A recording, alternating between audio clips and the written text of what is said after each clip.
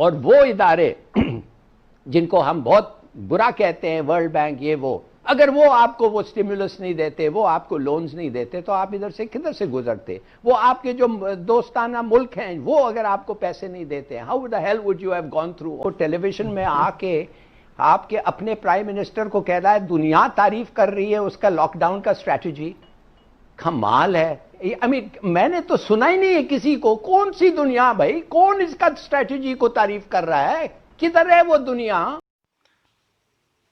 کچھ تو پاکستان دا بیڑا گرک پہلے اتواد اور کٹڑ پنتھ نے کر دیا تھا، باقی جو رہندی کھندی کسر تھی وہ کرونا نے کر دی. اب وہاں کے یہ حالات ہو چکے کہ لوگوں کو اپنا پیٹ بھرنے کے لیے اپنے بچوں کو بیچنا پڑ رہا. یہ بات ہم نہیں، حالانکہ پاکستانی میڈیا ہی اٹھا رہی ہے. کیسے اس کو ریکور کر سکتے ہیں؟ لیکن پہلے تو مجھے یہ جائزہ لینا ہے کہ ہمارا نقصان کتنا ہوا ہے، اس کے بعد ہی ہم کوئی پلاننگ کر سکتے ہیں کہ ہماری ریکوری کیسے ہوگی. عمران صاحب، تو یہ آپ سمجھتے ہیں کہ انہوں نے اس میں دانش مندی کا فیصلہ کیا؟ بسم اللہ الرحمن الرحیم. اکانومی جب مسلم لیگ نون کی حکومت تھی، ان کے آنے سے پہلے تو جو معاشی اشارے تھے وہ 5.6% گروتھ آپ کی دکھا رہے تھے، اور ان 2 سالوں میں جو بٹا بیٹھا تو آپ تو منفی میں چلے گئے. اس لیے کرونا تو اب آیا نا 4 مہینے پہلے، معیشت تو پہلے ڈاؤن. لیکن ہم ابھی صرف چونکہ کرونا کے اثرات کی بات کر رہے ہیں نا. میں اسی لیے کہہ رہا ہوں جو آپ نے کہا تھا کہ اکانومی بڑی اچھی اکانومی نہیں، میں نے یہ کہیں یہ نہیں کہا کہ اکانومی بڑی اچھی. میں نے صرف یہ کہا ہے کہ اگر ہمیں اتنا نقصان ہو سکتا ہے تو ہمیں اتنا ہوا ہے کرونا سے. یہ جو معاملہ ہے دوسری ویو کا، اس میں سب سے زیادہ خطرہ جو میں سمجھتا ہوں وہ یہ ہے کہ اگر ہم نے ایس او پیز نہ اپنائے، خاص طور پہ جو 2 ایونٹ آ رہے ہیں، ایک ہماری عید آ رہی ہے، یہ جو منڈیاں لگیں گی مویشی منڈیاں، اس پہ اگر ہم نے نہ کیا، دوسرا محرم میں جو مجالس ہوتی ہیں، جو جلوس نکلتے ہیں، اس میں بھی اگر ایس او پیز پہ عمل نہ کیا گیا تو پھر مجھے خطرہ ہے کہ یہ دونوں ایسی چیزیں ہیں اور اس کا خطرہ آپ کا بالکل وجہ ہے. اس کی وجہ ہے کہ جو ہم ابھی فوٹیج بھی اور تصویریں بھی چلا رہے ہیں مویشی منڈی جو اب تک لگ چکی ہیں، اس میں ہے کہ کوئی خاص ایس او پیز فالو نہیں ہو رہے. لیکن ہلالی صاحب، میں آپ کی طرف یہ سوال لے کے آنا چاہوں گی، تو آپ کو لگتا ہے ہمیں خوب نقصان ہوا ہے کرونا سے، یا آلریڈی آپ کو لگتا ہے کہ جتنا ڈیمیج ہو سکتا تھا اتنا اس سے ہمیں کم نقصان ہوا ہے؟ کافی نقصان ہوا ہے. ہمیں بہت ڈیمیج ہوا ہے. ہم بس ایک چیز شکر کریں کہ ہم اکنامک کولیپس اوائڈ کر گئے اب تک. اگر سیکنڈ ویو آیا کچھ نہیں پتا. دوسری بات، سٹارویشن، بھوک سے مرنا، وہ اب تک کچھ خاص سائنز نہیں ہے. افسوس سے کہنا پڑ رہا ہے کہ پھر بھی سندھ سے ابھی رپورٹس آ رہے ہیں کہ لوگ اپنے بچوں کو لے کے پھر رہے ہیں. وہ کہہ رہے ہیں کہ ہم ان کو بیچنا چاہتے ہیں، ان کو آپ رکھیں. تو کہنے کی بات صرف یہ ہے کہ بہت ساری چیزیں ہیں which are uncertain at the moment. Economy کے اگر میں آپ کو تھوڑا سا اس طرف لے جاؤں اور آپ کو کہوں کہ ہم اکانومی کیسے ریوائیو کریں گے، میں یہ پہلے جاننا چاہتا ہوں کہ ریکوری کا جو لفظ ہے اس کا مطلب ہے کچھ ایسی چیز تھی جو ہم ریکور کرنا چاہتے ہیں، مگر ہمارا گروتھ ریٹ جو تھا وہ نان ایگزسٹنٹ تھا، ہے نا. ہمارا مائنس چلے گیا تھا. اب مائنس سے 0 کیا وہ ریکوری ہوتی ہے؟ اچھا اس کو چھوڑیں. اگر مثال کے طور پہ ہمارا گروتھ ریٹ 2.5% ہو گیا، 2.5%، وہ کیا گروتھ ریٹ ہو سکتا ہے؟ وہ گروتھ ریٹ کیسے ہو سکتا ہے؟ 2.5% تو ہمارا برتھ ریٹ ہے بھائی. تو اگر اکانومی 2.4 اور 5% گرو کریں تو برتھ ریٹ 2.4 اور 5% ہو تو دیر از نو گروتھ.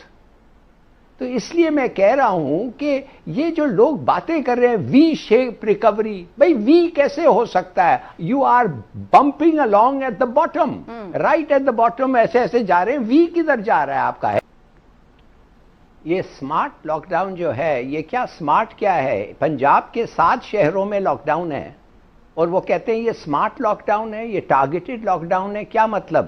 یہ دیکھیے، یہ سب کھیل رہے ہیں ہمارے ساتھ، یہ اسٹیٹسٹکس بھی کھیل رہے ہیں. آپ کہہ رہے ہیں کوئی فرق نہیں پڑتا کتنے کو ٹیسٹ کرو. بالکل فرق پڑتا ہے. جتنے کم ٹیسٹ کرو گے اتنا کم پازیٹیو نکلے گا، اتنا کم انکریجمنٹ ملے گا گورنمنٹ کو، اتنا گورنمنٹ جا کے کہہ سکتی ہے کہ بھئی ہم بڑا زبردست ہمارا پالیسی ہے. کرونا نہیں بھرتی نا، وہ تو لوگ اپنی مرضی سے ہی آئیں گے. ہاسپٹلز میں جگہ خالی ہو گئی ہے. کس ہاسپٹلز کی بات کر رہے ہیں؟ کس ہاسپٹل؟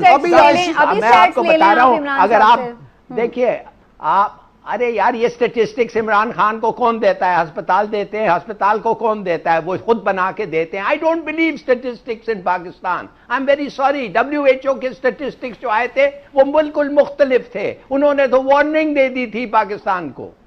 اس وقت جب ہم کہہ رہے تھے سب چیز ہنکی ڈوری ہے، انہوں نے وارننگ دے دی تھی. I am sorry. اگر آپ سیدھی بات کرنا چاہتے ہیں تو کریں. اور لوگ ابھی کیوں سلنڈرز لے جا کے گھر رکھ رہے ہیں؟ لوگ گھر سے نہیں نکل رہے ہیں، لوگ ہسپتال نہیں جانا چاہتے. لوگوں کو پتا ہے کہ ہر ہسپتال کنٹامنیٹڈ ہے، ادھر سے ان کو ڈینجر ہے، ہو جائے گا. یہ تو ایک اب شاید پنجاب ایک اور ملک ہے، شاید ادھر نہیں ہوتا ہوگا، مگر کراچی کا تو یہ حالت ہے. پہلے بات تو یہ ہے، اس قسم کی تعریف آپ نے کبھی سنا ہے کسی انفارمیشن منسٹر کو ٹیلی ویژن میں آ کے آپ کے اپنے پرائم منسٹر کو کہہ رہا ہے دنیا تعریف کر رہی ہے اس کا لاک ڈاؤن کا اسٹریٹجی؟ کمال ہے. میں نے تو سنا ہی نہیں ہے کسی کو. کون سی دنیا بھائی؟ کون اس کا اسٹریٹجی کو تعریف کر رہا ہے؟ کدھر ہے وہ دنیا؟ نمبر 1 یہ حالت ہے ان لوگوں کی. دوسری بات، کاش کے آج اتوار نہیں ہوتا. میں قسم کھاتا ہوں آپ کو، میں ادھر سے اٹھ جاتا اور میرے ڈرائیور کو میں ادھر بٹھا دیتا. He's been through the whole process. اس کو پیسے آفر ہوئے ہیں جھوٹ کہنے کے لیے. وہ آپ کو بتائے گا کہ کیا حرکتیں ہو رہی ہیں سول ہاسپٹل میں ادھر. I mean it is pointless. آپ لوگوں کے جو آپ کو سٹیٹسٹک ملتا ہے وہ دوڑا دیتے ہیں اور کہتے ہیں صحیح ہوگا. چلیے وہ چھوڑیں. آپ کہتے ہیں کیا سٹیپس لیں گے؟